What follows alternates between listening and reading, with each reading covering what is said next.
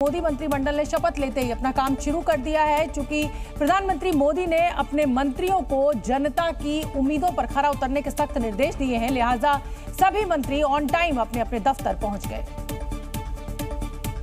और सुबह होते ही सभी मंत्रियों ने अपना अपना कार्यभार संभाल लिया। अमित शाह ने गृह मंत्रालय पहुंचकर गृह मंत्री का पदभार संभाला। वहीं जेपी नड्डा ने स्वास्थ्य मंत्री के तौर पर चार्ज लिया। एस जयशंकर ने विदेश मंत्री का कार्यभार संभाला। वहीं मनसुख मांडविया ने खेल मंत्रालय का जिम्मा अपने कंधों पर लिया। इस दौरान कई मंत्रियों ने कार्यभार ग्रहण करने से पहले पूजा पाठ भी की और चिराग पासवान ने भगवान का आशीर्वाद लेकर खाद्य प्रसंस्करण मंत्रालय में मंत्री के तौर पर अपने कामकाज का श्री गणेश किया। इसके अलावा मनोहर लाल ने ऊर्जा मंत्री, किरेन रिजिजू ने संसदीय कार्य मंत्री, गिरिराज सिंह ने वस्त्र मंत्रालय, ज्योतिरादित्य सिंधिया ने संचार मंत्रालय, गजेंद्र सिंह शेखावत ने संस्कृति मंत्रालय और जयंत चौधरी ने कौशल विकास राज्य मंत्री के रूप में कार्यभार संभाला। वहीं अश्विनी वैष्णव ने सूचना एवं प्रसारण मंत्री के रूप में चार्ज लेकर अपना कामकाज शुरू किया। पदभार संभालते ही सभी मंत्रियों ने आगे की रणनीति का खुलासा भी किया। विदेश मंत्री एस जयशंकर ने तो चार्ज लेते ही चीन और उसके सदाबहार दोस्त पाकिस्तान को आड़े हाथों लिया और एस जयशंकर ने तल्ख लहजों में कहा कि भारत अब सीमा विवाद को और ज्यादा नहीं झेल सकता। चीन के बारे में हमारी फोकस तो होगी कि सीमा में जो स्थिति जो है उसमें अभी भी कुछ इश्यूज बाकी बचे हुए हैं, तो उसको कैसे निपटाया जाए।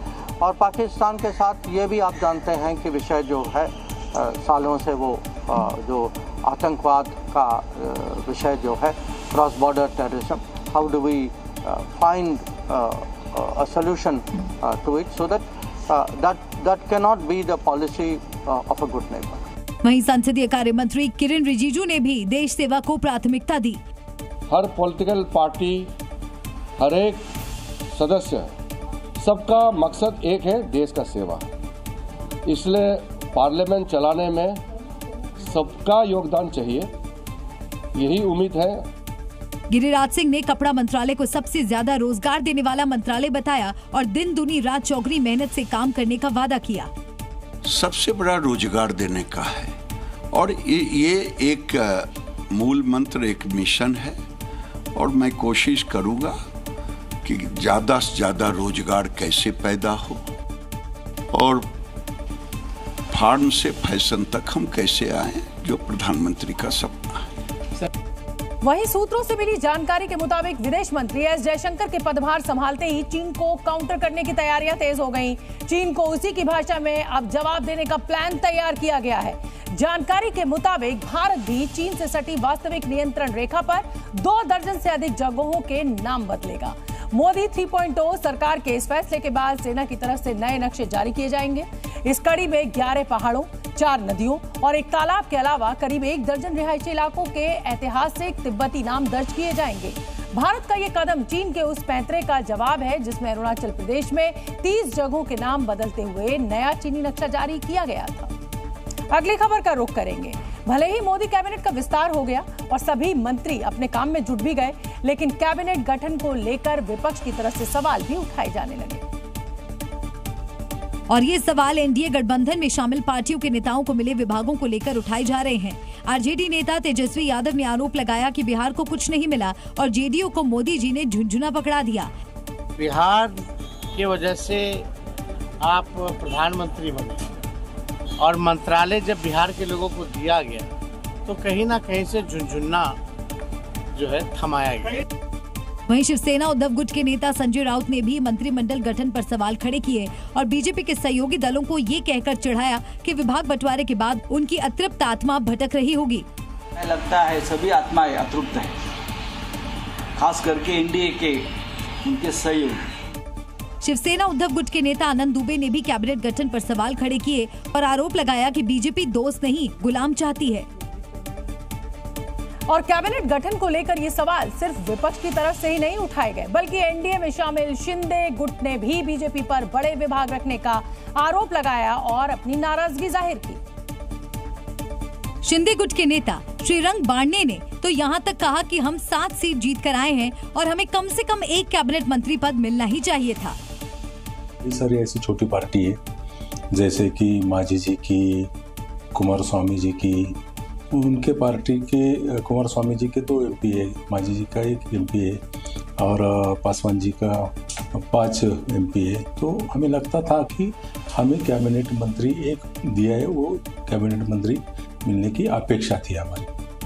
चूँकि विपक्ष की तरफ से बीजेपी पर अपने सहयोगी दलों को उचित सम्मान न देने के आरोप लगाए गए, इसलिए केंद्रीय मंत्री गिरिराज सिंह खुद इन आरोपों पर सफाई देने के लिए सामने आए।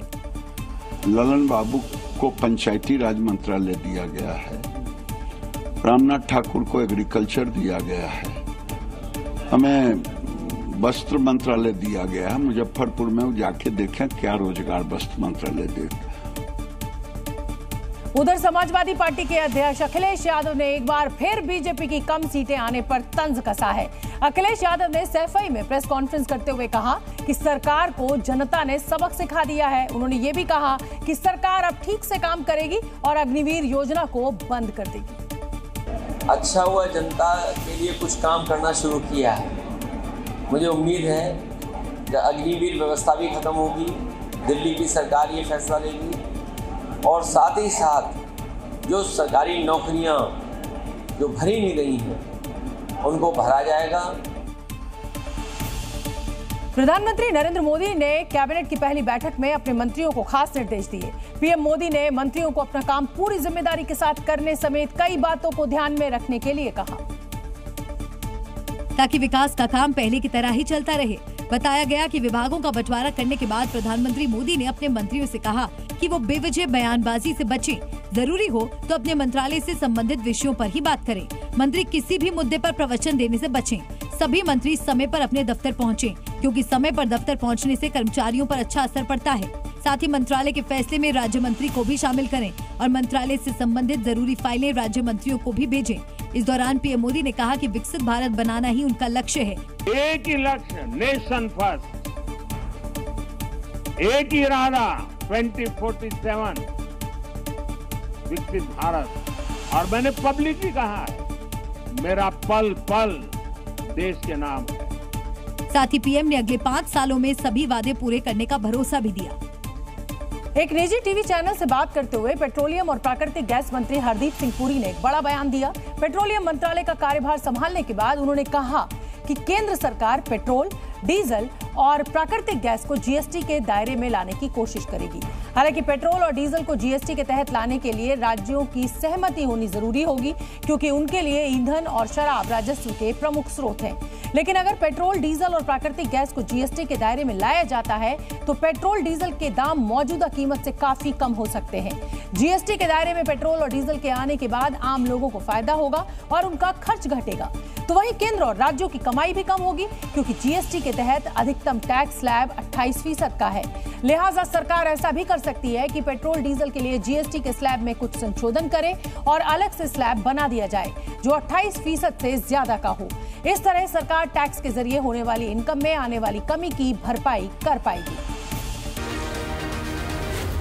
जी न्यूज़।